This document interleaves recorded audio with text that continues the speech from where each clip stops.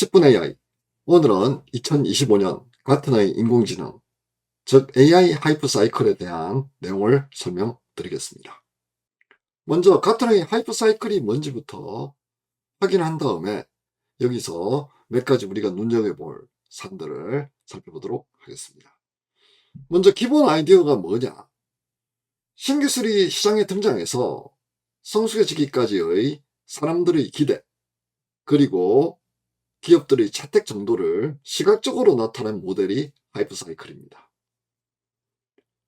즉, 기술 채택 시점이 언제인지를 판단하기 위한 척도로 볼 수 있는데, 예를 들어 기업 입장에서는 너무 빨리 들어가도 안 되고요. 그렇다고 너무 늦게 들어가도 안 되는 그런 좀 어려움이 있습니다. 신기술이 나왔다고 바로 들어갈 경우 시행착오, 또는 그 신기술이 그냥 사라져버릴 경우 매몰 비용이 돼버리거든요. 그렇다고 해서 마냥 기다릴 수도 없는 게, 경쟁사가 해당 신기술을 채택을 한 다음에 뭐 생산성을 높인다거나 아니면 시장 침투력을 높이거나 뭐 기타 여러 가지 앞서 나가는 그런 상황이 벌어질 경우에 뒤에 쫓아가기가 굉장히 어렵단 말이죠. 그러면 투자할지 기다릴지, 아니면 이거는 아닌 것 같아, 피해야 할지 어떻게 알 수 있을까요? 어느 정도 힌트가 있으면 좋을 것 같습니다. 바로 그 힌트가 하이프 사이클에 담겨 있다라고 생각하시면 됩니다. 물론 늘 그렇지만 기술은 우리 예상하고 전혀 다른 식으로 움직일 수도 있고요. 그리고 운이 좋다면 우리가 딱 예상한 대로 움직일 수 있는데요. 어디까지나 너무 운에 따라도 안 되지만, 그렇다고 해가지고 너무 보수적으로 돌다리도 한 10번 정도 두드려도 안 되기 때문에 하이프 사이클 같은 걸 보면서 계략적으로 예측을 하면서 방향성을 잡은 다음에 그리고 의사결정을 내리는 겁니다. 즉, 전략 로드맵 설계 과정에서 도움을 준다라고 제가 여기에 기술을 해놨는데요. 기술 성숙도에 따른 중장기 계획을 수립할 때 보통 하이프 사이클을 많이 씁니다. 크게 5단계 구조로 되어 있습니다. 우선 기술 촉발, 즉 신기술이 새로 등장해서 주목을 받는 그 상황이고요. 요게 넘어가게 되면 과도한 기대의 정점이라고 붙였는데, 뭐 미디어 그리고 마케팅이 불붙듯 과열이 되는 그런 상황을 의미를 합니다. 자, 그런 다음에 화면에 골짜기로 접어듭니다. 이게 뭐냐? 이제 현실인식한 거예요. 그래서 뭐 주류 언론이나 아니면 사람들의 관심이 급격하게 떨어집니다. 근데 여기서 흥미로운 게 뭐냐면, 사람들의 관심이 떨어진다고 해가지고 이 기술 자체가 무용지물이 된다, 이건 아닙니다. 왜 그러냐면, 어느 정도 사람들한테 널리 알려진 기술 같은 경우에는 이제 사람들이 식상해진단 말이에요. 그런데 기업들은 그때부터가 본 게임일 수 있습니다. 사람들은 또 다른 색을로 찾아가고요. 기업들은 이제 사람들이 실적 나가지고 아이고 이거 뭘 또 이 얘기를 또 해요 할 때 본격적으로 이 기술을 이용해가지고 이제 돈벌이에 나서는 거죠. 요게 지나가고 나면 재인식의 경사입니다. 현실적 가능성, 그리고 구체적 사용 사례가 등장합니다. 즉 환멸의 골짜기에서 이제 살아남은 그런 성공 케이스들이, 그 다음에 생산성의 안정기로 넘어갑니다. 이때는 기술의 표준화, 대중화가 되고 우리가 흔히 말하는 레드오션이 되어버립니다. 그럼 또 뭔가 새로운 기술이 나와가지고 또 기술 촉발부터 단계를 밟아가게 되겠죠. 그러면 2025년 하이프 사이클 AI 부문의 곡선이 어떻게 생겼는지 여러분들이 제가 지금 요 정리한 요 그림 한 장을 딱 보시면 바로 이해가 가실 겁니다. 자, 우선 제가 아까 기술 촉발인데 이 지점은 제가 건너뛰도록 하겠습니다. 왜냐하면 이게 어떻게 될지 몰라요. 최소한 과다한 기대의 정점까지 살아남는 기술이 몇 개가 안 될 겁니다. 살아남았다는 말은 무엇이냐? 그나마 인정받고 있다는 얘기겠죠. 그래서 요거는 일단 이번에는 보지 않고요. 오늘 주로 볼 게 뭐냐면 바로 과도한 기대의 정점, 즉 여기 있는 기술들 몇 가지, 그리고 화면의 골짜기에 들어간 기술 몇 가지를 보도록 그렇게 하겠습니다. 그 다음에 재인식의 경선, 아까 말씀드렸지만 이 환멸의 골짜기를 잘 넘어가서요, 이제 드디어 실질적으로 뭐 도움이 되거나 이제 돈이 벌리는 그런 기술을 의미하는 겁니다. 마지막으로 이제 생산성의 안정기인데, 아직 AI 쪽은 생산성의 안정기에 접어든 기술은 아직은 없는 것처럼 보입니다. 현재 가장 앞서가는 것은 뭐 지식 그래프라든지 클라우드 AI 서비스 정도가 제 인식의 경사를 따라서 이제 올라가고 있고요. 화면의 골짜기를 보시면 여기 흥미로운 게 있어요. 바로 제너레이티브 AI, 즉 생성형 AI가 화면의 골짜기의 선두주자로 이렇게, 여기 아무것도 없잖아요. 나오고 있습니다. 그 다음 과도의 기대의 정점을 보시면 멀티모달이 보일 겁니다. 그리고 소버린 AI, 주권 AI가 보일 거고요. 그리고 AI 에이전트, 그리고 AI 레디 데이터, 이런 것들이 보일 겁니다. 그리고 뭐 책임감 있는 AI, 요게 바로 과도한 기대의 정점에 있는데, 오늘은 여기서 몇 가지, 그리고 여기서 몇 가지를 제가 한번 추려가지고요, 어떤 의의가 있는지, 그리고 이게 뭔지 여러분들께 설명을 드리겠습니다. 자, 우선 생성형 AI입니다. 이미 환멸의 골짜기에 도달했다고 제가 말씀드렸습니다. 초기 기대치가 너무 높았고요. 실질적인 가치에는 회의감이 커지는데, 제가 보니까 이 비용 대비해 가지고요, 얻는 이득 자체가 아직은 이 비용을 상쇄할 만하지 않을 것 같다라는 그런 우려가 있는 것 같습니다.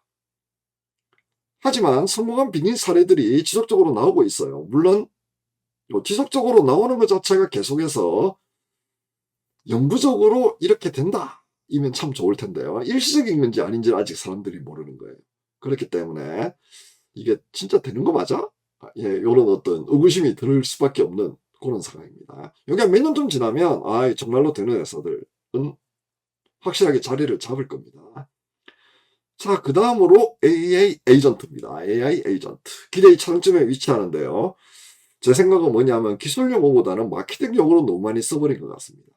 그래서 기대치 조정이 확실하게 예상되는 기술 중에 하나가 저는 AI 에이전트라고 생각을 하고 있습니다. 이게 나쁘다는 얘기는 아닙니다. 그런데 기술적인 측면보다는 모든 게 다 되는 것처럼 포장을 하고요. 그리고 모든 걸 설명할 때다 AI 에이전트라고 얘기를 해버리는 바람에 폭풍이 조금 두렵긴 합니다. 다음으로 이제 AI 준비 데이터라는 게 있습니다. 이게 뭐냐? 생성형 AI가 바로 활용할 수 있도록 구조화되고 최적화된 데이터를 의미하는데, 국내 기업에서 이 지점에 대해 가지고 상당히 지금 공을 많이 들이고 있습니다. 이게 이유가 뭐냐면, 뒤에 어떤 기술이 새로 나올지는 모르겠지만 뭐가 나오든 간에 일단 AI 준비 데이터가 없으면 안 되는 거거든요. 그렇기 때문에 조금 시간을 버는 그런 관점에서 AI 준비 데이터 쪽으로 신경을 많이 쓰고 있는 것 같습니다. 근데 제가 보기에는 방향은 맞는 것 같습니다. 왜냐하면 예를 들어 AI 에이전트 자체가 판매의 골짜기에 도달했을 경우, 또 뒤에 뭔가 새로 나오기도 하고요. 또 AI 에이전트가 만약 잘 돼가지고 드디어 본격적으로 상용화 관련해 가지고 이거 된다라고 할 때 기업들이 빠르게 접근할 수 있는 방법은 무엇이냐? 데이터가 AI 레디니스, 즉 AI 준비 데이터가 있어야 됩니다. 그렇기 때문에 레그, AI 에이전트의 필수 요건이므로 빠르게 재인식의 경사로 넘어갈 가능성이 높아요. 즉 환면의 골짜기 시기가 좀 짧을 가능성이 있다고 저는 보고 있습니다. 자, 다음으로 소버린 주권 AI인데 기대의 정점에 위치하고 있습니다. 특히 대한민국에서는 최근에 국가대표 AI 선발했죠. 이걸로 인해 가지고 전 국민적인 관심을 끌고 있습니다. 그런데 빅테크들을 얼마나 따라갈 수 있을지는 향후 추이를 좀 살펴봐야 될 것 같습니다. 이게 이유가 뭐냐면, 아무리 국가에서 자금을 투입하고요, 회사에서 인력하고 여러 가지 또 기술하고 넣는다 하더라도 이 빅테크들이 앞서 나가는 것 자체가 이 격차를 과연 어느 정도 좁힐 수 있을지가 이게 예상이 잘 안 되고 있습니다. 그래서 요거는 조금 더 추이를 살펴보는 것을 저는 권장을 드립니다. 자, 다음으로 멀티모달입니다. 기대의 정점에 위치하고 있는데 빅테크들은 다양한 형태의 모달리티를 LLM 그리고 자사 서비스에 이미 통합하는 추세이기 때문에 요즘 멀티모달만 따로 떼가지고 요거를 강조한다, 요런 분위기는 과거에 비해 가지고는 좀 줄어든 것 같습니다. 즉 멀티모달도 잠시 후 한면의 골짜기로 들어갈 가능성이 있습니다. 물론 제일 좋은 멀티모달은 뭐냐면 사람들이 멀티모달이라고 인식하지 않고 그냥 서비스를 쓰는 겁니다. 이게 최고입니다.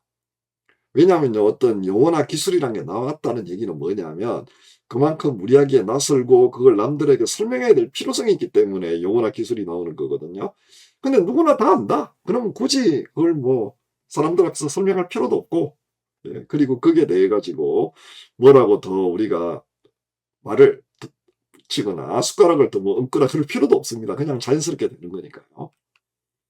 자, 마지막으로 AI 트리즘이라는 게 있습니다. 아마 이 용어를 처음 들어보신 분들도 계실 겁니다. 그렇기 때문에 제가 몇 가지를 정리를 해봤습니다. 트러스트 리스크 앤 시큐리티 매니지먼트의 약어를 따가지고요. TR하고 리스크의 I, 소문자, 그리고 SM 붙인 겁니다. 현재 기대의 정점에 위치하는데요. 설명 가능성, 편향제어, 보안 컴플라이언스 등을 통합 관리하는 프레임워크이라고 보시면 됩니다. 즉, 책임감 있는 AI를 만드는 과정에서 매우 중요해요. 보통 다음 네 가지, 제가 요 다섯 가지라고 했는데, 요게 두 개가 하나로 합쳐지는 경우가 있어서 그렇습니다. 요 비정상 데이터 감지하고 적대적인 공격 방어가 요게 슬래시에서 하나로 합쳐지는 경우도 있고요. 따로 떼는 경우도 있어가지고 네 가지 또는 다섯 가지 기능 요소로 구성이 되는데요. 설명 가능성, 그리고 모델 옵스, 비정상 데이터 감지, 적대적인 공격 방어, 데이터 모델 보호.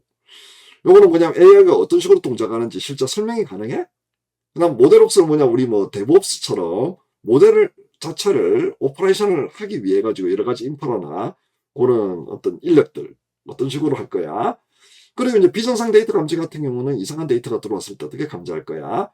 적대적인 공격 같은 경우는 프롬프트 인젝션 같은 여러 가지 방법들을 이용해 가지고 우리 LLM의 어떤 취약점을 노리고 들어오는 이런 공격을 어떻게 방어할 거냐. 그리고 기반 데이터들 모델을 어떻게 보호할 거냐. 여기에 대해 가지고 AI 트리즘을 이용해서 어떤 식으로든지 방어를 한다라고 생각하시면 됩니다. 하지만 제 생각에는요, 이 생성 AI 모델이 특성 중에 하나가 확률적으로 동작하기 때문에 이게 막기가 쉽지가 않아요. 어디로 튈지 모르는 럭비공 같은 말이에요. 이러다 보니까 방어하기가 참 어렵다. 그 문제가 하나 있고요. 이 두 번째 문제는 뭐냐면 공격자들, 즉 악의적인 사용자들도 생성 AI를 적극적으로 활용을 해요. 이렇게 되니까요, 이 방어하는 쪽에서 더 머리가 아파져 버린 겁니다. 왜냐하면 공격자는 한 가지 문제만 찾으면 된단 말이죠. AI가 뭐 확률적으로 동작하거나 아니면 뭐 못 믿거나 이거 상관없어요.